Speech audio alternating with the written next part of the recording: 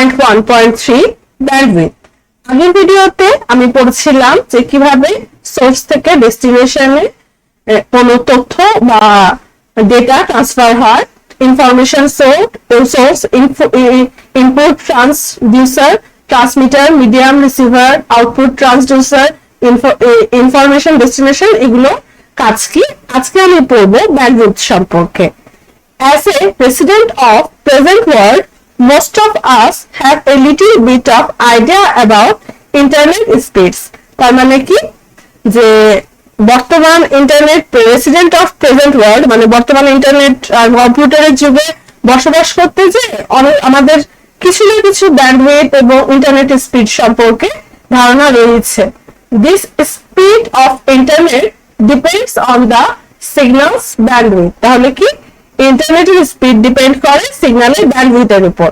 Bandwidth is a range of frequency within a given band.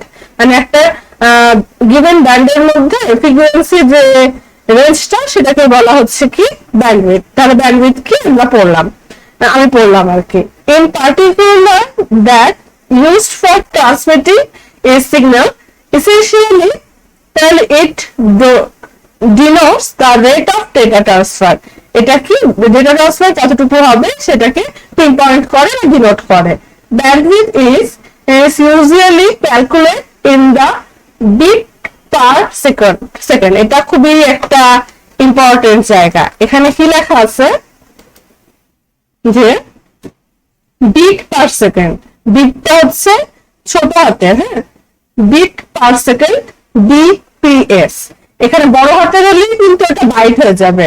এটা ম্যাথমেটিকের জন্য খুবই important. Bit per second ছোট হাতের বা small B.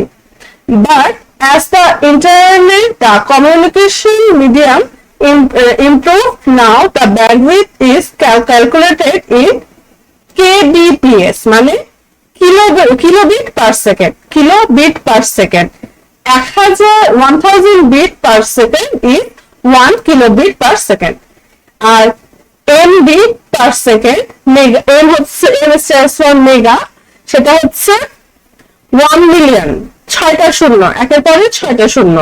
1 million bit per second হচ্ছে 1 মেগাবিট পার সেকেন্ড। মেগা হলে হচ্ছে 6টা জিরো, গিগার ক্ষেত্রে 9টা জিরো, আর মিলিয়নের ক্ষেত্রে হচ্ছে 6টা জিরো, আর বিলিয়নের ক্ষেত্রে 9টা zero.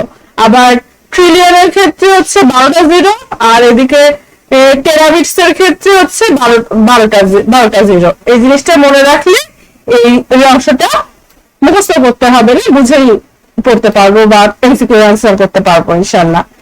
Even gigabit per second সেটা হচ্ছে 1 billion bit per second.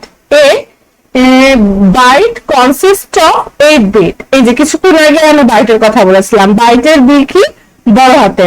Byte এক বিটে কতটা বিট, এক বাইটে কতটা বিট আছে, 8টা bit. 1 byte equal to 8 bit মানে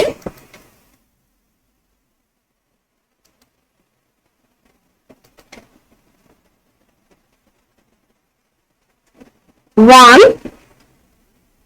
বাইট বড় বি ইকুয়াল টু 8 ছোট B small B. 1 byte equal to 8 bit. 1 byte equal to 8 bit. So 1 megabyte per second is equal to 8 megabit per second. 1 megabyte per second is equal to 1 megabyte per second is equal to 8 megabit per second. The bandwidth of communication network depends on the communication medium and the equipment used in network. For example, optical fiber cable can provide you with much more bandwidth than telephone cable. তাহলে কি ব্যান্ডউইথের উপর depend করে কমিউনিকেশনটা কিরকম হবে সেটা, মানে কমিউনিকেশনটা কতটা ভালো হবে সেটা ডিপেন্ড করে। আর এই ব্যান্ডউইথটা হচ্ছে গিয়ে মাধ্যমের উপর ডিপেন্ড করে। যেমন অপটিক্যাল ফাইবার মাধ্যম কিন্তু টেলিফোন কেবল যে ব্যান্ডউইথ দিতে পারে তার চেয়ে বেশি ব্যান্ডউইথ দিতে পারে। But if you do not use the proper terminal equipment in conjunction with optical fiber, you won't get the desired bandwidth. কিন্তু প্রপার টার্মিনাল ইকুইপমেন্ট না ব্যবহার করলে ডিজায়ার্ড ব্যান্ডউইথ পাওয়া যাবে না। As communication network is used by many users, network bandwidth is usually shared among users. যেহেতু communication নেটওয়ার্কটা অনেকে ব্যবহার করে, সুতরাং একটাই নেটওয়ার্ক ব্যান্ডউইথ অনেকজনের মধ্যে অনেক ইউজারের মধ্যে শেয়ার হয়। Sometimes a user can receive a user or a service can forcibly use a larger share of bandwidth by themselves, limiting the bandwidth to the rest of users. তাহলে কি কিছু mechanism change করে একজন user বা service কি করতে পারে, ফোর্সিবলি বেশি ব্যান্ডউইথ ইউজ করতে পারে অন্যদের তুলনায়। There are many systems available to measure the actual bandwidth of an average user is getting. বিভিন্ন রকম সিস্টেম আছে যেটা দ্বারা কতটা একজন মানুষ ব্যান্ডউইথ ব্যবহার করছে সেটাকে পরিমাপ করার জন্য। There are tools and systems to detect problems and faults in network design or problems with network equipment. মানে অনেক যন্ত্র আছে যেটা দিয়ে নেটওয়ার্কের মধ্যে প্রবলেমস এবং ফল্ট গুলো ডিটেক্ট করা যায় এবং ডিজাইনের ফল্ট গুলো ডিটেক্ট করা যায়, এটাই বলছে। Overall bandwidth management is very challenging task, মানে ব্যান্ডউইথটাকে ম্যানেজ করাটা খুব একটা চ্যালেঞ্জিং কাজ। 2.1 টেবিলের কথা বলেছে, নতুন বইয়ে 2.1 টেবিলটা বাদ দেওয়া হয়েছে, কিন্তু 2023 সালের বইয়ে 2.1 একটা টেবিল ছিল। এই টেবিলটাতে ও এখানে কোন সার্ভিস গুলো কতটা ব্যান্ডউইথ ইউজ করে সেটা একটা চার্ট দেওয়া ছিল। যেমন ইন্টারনেট হচ্ছে গিয়ে 0.5 megabit per second, web browsing 0.05 to 1 megabit per second, এগুলো খুবই নগণ্য।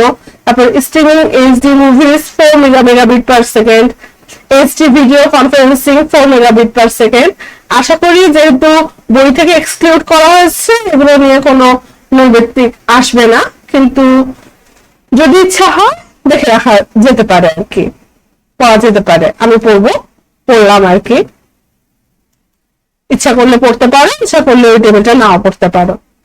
The shows necessary minimum bandwidth required for certain services, যেমন সর্বনিম্ন কত ব্যান্ডউইথ লাগছে 0.5 মেগাবিট পার সেকেন্ড, আর সর্বোচ্চ কত লাগছে 4 মেগাবিট পার সেকেন্ড, প্রায় 3 গুণ বেশি সর্বোচ্চ এবং সর্বনিম্নের মধ্যে পার্থক্য, 4 গুণেরও বেশি, 8 গুণ বেশি। যাই হোক, sometimes তারপর হচ্ছে if a user does not get the proper bandwidth for his services, he won't get the right result or experience from the service. তার মানে কি বলছে, একজন ইউজার যদি তার কাজের জন্য প্রপার ব্যান্ডউইথ না পায়, যেমন একজন মানুষ ধরো এইচডি মুভি স্ট্রিম করতে চাচ্ছে, তার 4 মেগাবিট পার সেকেন্ড ব্যান্ডউইথ লাগবে, কিন্তু তার ব্যান্ডউইথ আসছে হচ্ছে গিয়ে সাধারণ মুভি 1.5 মেগাবিট পার সেকেন্ড, তাহলে তো লোডিং করতে শুরু করবে বা সে তার ডিজায়ার্ড রেজাল্ট বা সার্ভিস পাবে না, ওই কথাটাই বলছে। যাই হোক, ব্যান্ডউইথের ধারণাটা খুবই ইম্পর্টেন্ট, স্পেশালি বিট বাইটের বিষয়টা, তারপরে মিলিয়ন বিলিয়ন, তারপরে মেগা গিগা, এগুলো জিনিসের মানে এগুলো দেশে কটা করে জিরোজ আছে, কোনটার কি, এগুলো ভালো করে পড়াশোনা করতে হবে, ভেরি ইম্পর্টেন্ট ফর এমসিকিউ। ইনশাল্লাহ খুব ডিটেইলড ব্যাখ্যা করে পড়েছি আমি সিকিউ বা এমসিকিউ, আর এখান থেকে এমসিকিউ আসলে আমি ইনশাল্লাহ পারবো, এবং তোমরাও ইনশাল্লাহ এই ভিডিও দেখে পড়লে এখান থেকে কোনো সিকিউ বা এমসিকিউ আসলে পারবে ইনশাল্লাহ।